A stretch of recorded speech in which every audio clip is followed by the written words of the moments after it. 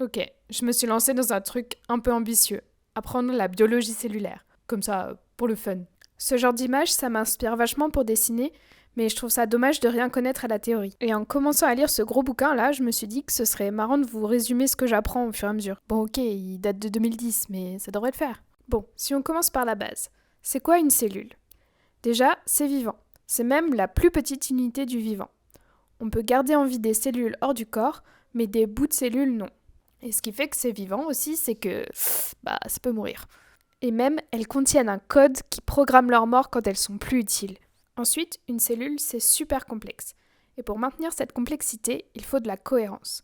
C'est pour ça qu'il y a plusieurs principes fondamentaux qui sont communs à tout le vivant.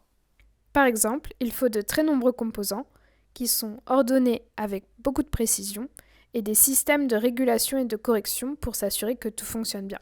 Et cette cohérence, on la retrouve à toutes les échelles. Chaque élément a une forme, une localisation et une fonction particulière. À l'échelle du corps, on voit bien que les organes ont chacun leur place et leur fonction.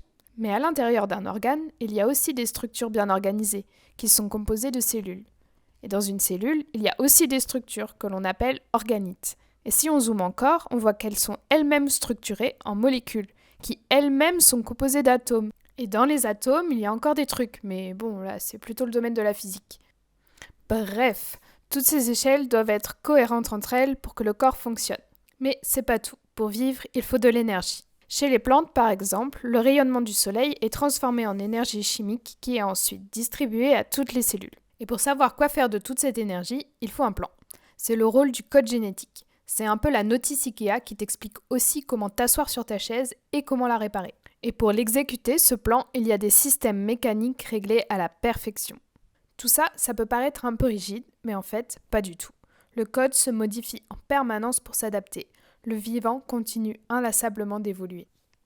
Voilà, c'était le premier épisode. J'espère que ça vous a plu.